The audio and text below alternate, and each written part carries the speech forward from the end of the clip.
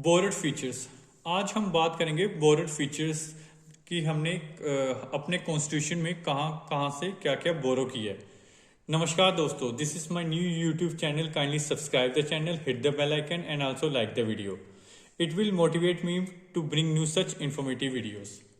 तो अब पढ़ना स्टार्ट करते हैं हमने अपने कॉन्स्टिट्यूशन में लगभग 75% तक हमने क्या किया है कि वो गवर्नमेंट ऑफ इंडिया एक्ट जो 1935 का था, ये अंग्रेजों ने ही लाया था, तो हमने वहां से बोरो किया है। देश आज़ाद हुआ था 1947 में, तो उसके बाद जकदम से जो इम्प्लीमेंटेशन वगैरह करनी थी या फिर जो हमें कॉन्स्टिट्यूशन में लिखना था, वो सब कुछ हमने almost 75% government of India act 1935 से किया। फिर हमने कुछ ऐसे फीचर्स थे जो हमने डिफरेंट कंट्री से बोरो किए, तो वो इम्पोर्टेंट है, वो कॉम्पिटिटिव एग्जाम्स में एक क्वेश्चन आने के चांसेस रहते हैं वहां से भी। तो सॉरी, यूके से जो हमने बोरो किया है वो क्या किया कि नॉमिनल हेड प्रेसिडेंट रहेगा। हालांकि ये काम वगैरह कुछ एक्स्ट्रा नहीं करेंगे प्रेसिडेंट साहब हमारे, लेकिन फाइनल जो सिग्नेचर होंगे वो इन्हीं के ही होंगे। कैबिनेट सिस्टम ऑफ मिनिस्टर्स होएगा, यानी कि हमारे कैबिनेट में मिनिस्टर्स होंगे जो कि हेल्प करेंगे किसकी, प्राइम मिनिस्टर की। ये हमने यूके से बोरो किया। पीएम की पोस्ट होगी हमारे देश में। फिर पार्लियामेंट्री टाइप ऑफ गवर्नमेंट होगी। फिर है बाई कैमरल पार्लियामेंट होएगा। इसका मतलब होता है कि 2 हाउसेस होना। लोअर हाउस मोर पावरफुल होएगा, ये भी हमने यूके से बोरो की है। इसका मतलब है लोअर हाउस का मतलब है कि लोकसभा कि उसके पास ज्यादा पावर रहेगी कंपेरेटिवली राज्यसभा के। काउंसिल ऑफ मिनिस्टर्स होंगे जो कि रिस्पॉन्सिबल होंगे लोअर हाउस को। फिर उसके बाद है स्पीकर इन द लोकसभा, कि लोकसभा में एक स्पीकर होएगा, यानी कि जो लोकसभा को हेड करेगा, जिसकी बात सारे सुनेंगे या जिसको अपनी बातें सुनाएंगे, वो कौन होएगा, स्पीकर। और वो कहाँ बैठेगा, लोकसभा में। सिंगल सिटीजनशिप होएगी, यानी कि पूरे देश की एक ही नागरिकता मानी जाएगी। अब हम बात करेंगे कि यूएसए से हमने क्या क्या बोरो किया है। तो यूएसए से हमने बोरो की है रिटन कॉन्स्टिट्यूशन, कि हमारा जो कॉन्स्टिट्यूशन है वो हमने लिखा हुआ है, रिटन में है। फिर अगला क्या है, executive head of the state known as the president and his being the supreme commander of the armed forces. इसका मतलब ये है कि जो सुप्रीम कमांडर होएगा आर्म्ड फोर्सेस का, वो हमारा प्रेसिडेंट होएगा। Vice president as the ex officio chairman of the Rajya Sabha, ये भी हमने यूएस से बोरो की है, कि जो चेयरमैन ऑफ राज्यसभा है वही हमारा वाइस प्रेसिडेंट होएगा। फंडामेंटल ड्यूटीज हमने बोरो की है यूएस से। सुप्रीम कोर्ट भी हमने बोरो किया यूएस में। जैसे यूएस में सुप्रीम कोर्ट होता है, वैसे ही हमारे यहाँ पे भी सुप्रीम कोर्ट होता है। फिर अगला है प्रोविजन ऑफ स्टेट्स, कि किस किस स्टेट में वो कैसे काम करेंगी, वो सारे के सारे प्रोविजन भी हमने यूएस से ही बोरो किया।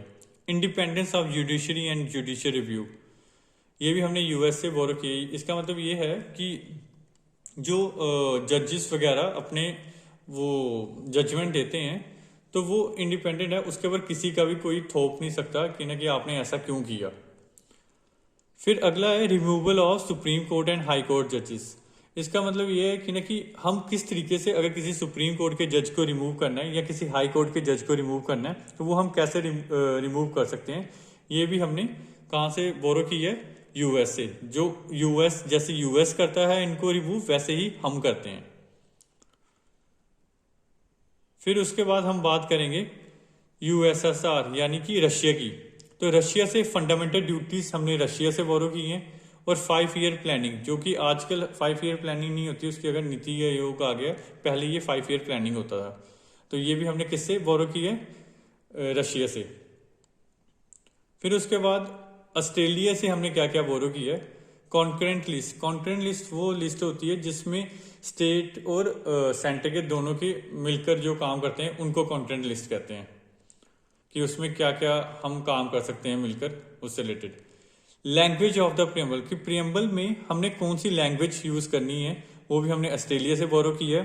Provision regarding trade, commerce and intercourse, इसका मतलब है कि अगर किसी दूसरे देश के साथ कोई चीज़ हमने बेचना है या खरीदना है, वो उसके क्या नियम होंगे क्या नहीं होंगे, या किसी एक स्टेट का दूसरी स्टेट से किस तरीके से हमने व्यापार करना है उसके क्या नियम होंगे, वो हमने कहाँ से बोरो किया? ऑस्ट्रेलिया से। जैसा ऑस्ट्रेलिया काम करता है वैसे ही हम करते हैं उसके हिसाब से। Joint session of the two houses of the parliament, इसका मतलब है कि कभी कभी कोई एक बिल एक हाउस में अटक जाता है और दूसरे हाउस को उसको पास करना होता है। तो जब ऐसा सिचुएशन होती है तो उस केस में हम जॉइंट सेशन बनाते हैं, जॉइंट सेशन करवाते हैं।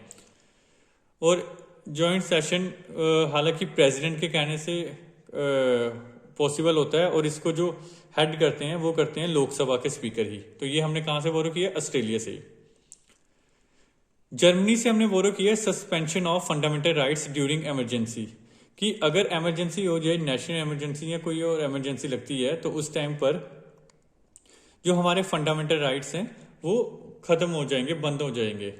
यानी ऐसा है कि अगर हमारा पाकिस्तान के साथ या किसी और कंट्री के साथ वॉर चल रही है या चाइना के साथ, और बीच में आके हम अपने प्रोटेस्ट भी स्टार्ट कर देंगे, तो वो राइट टू स्पीच वाला वो इस टाइम पे मतलब हमारा फंडामेंटल राइट खत्म हो जाता है।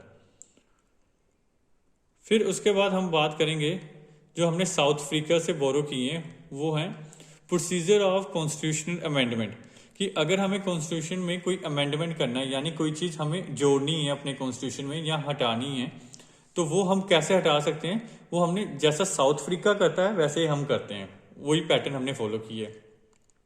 Election of member of the Rajya Sabha, कि राज्यसभा में जो मेंबर्स हैं उनके इलेक्शन किस तरीके से करवाएंगे, वो भी हमने साउथ अफ्रीका से ही बोरो किया है।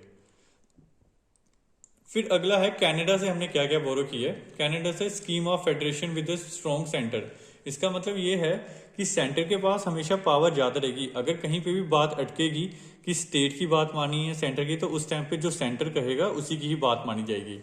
Distribution of power between centre and the states and placing residuary power with the centre, ये वही कह रहा है कि अगर कहीं पे भी कुछ पावर वगैरह जो एलोकेट की है, तो उस हिसाब में सबसे ज़्यादा जो पावर मिली हुई है वो मिली हुई है सेंटर को।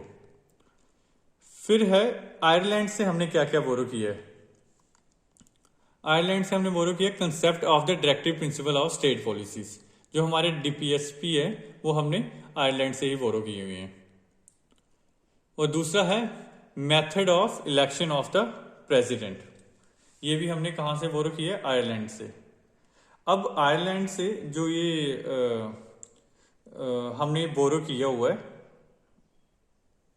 मैं आपको बता दूं कि आयरलैंड ने जो ये डीपीएसपी है ये खुद बोरो किया हुआ है, कहाँ से?